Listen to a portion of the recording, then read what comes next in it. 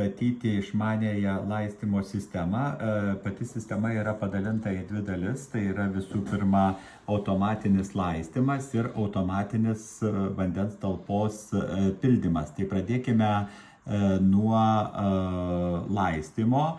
Turime ant maketavimo plokštės du raudonus LED šviestukus.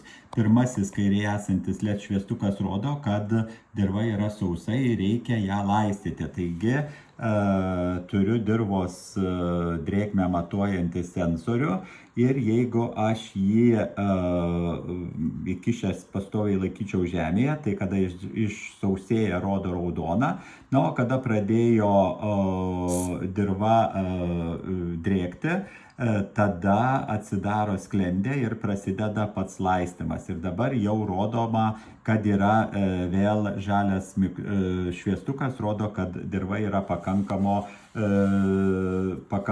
drėgnumo. Jeigu dirva išdžiūtų, aš ištraukiu dabar sensorių ir jį nuvalau, kad tikrai nebebūtų drėgnas, tai vėlgi servo varikliukas atidaro ir vėl raudonas rodo, kad reikia laistyti.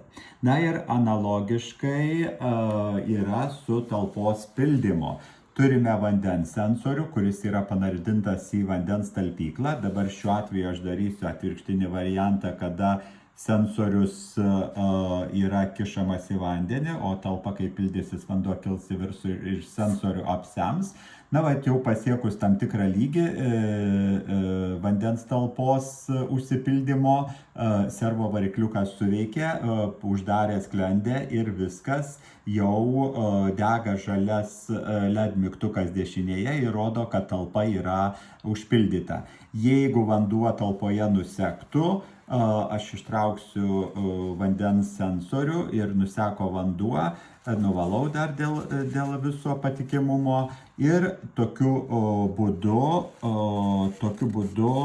jau suveikė šviestukas, susidegė raudonas, kad vandens sensorius jau neapsemtas.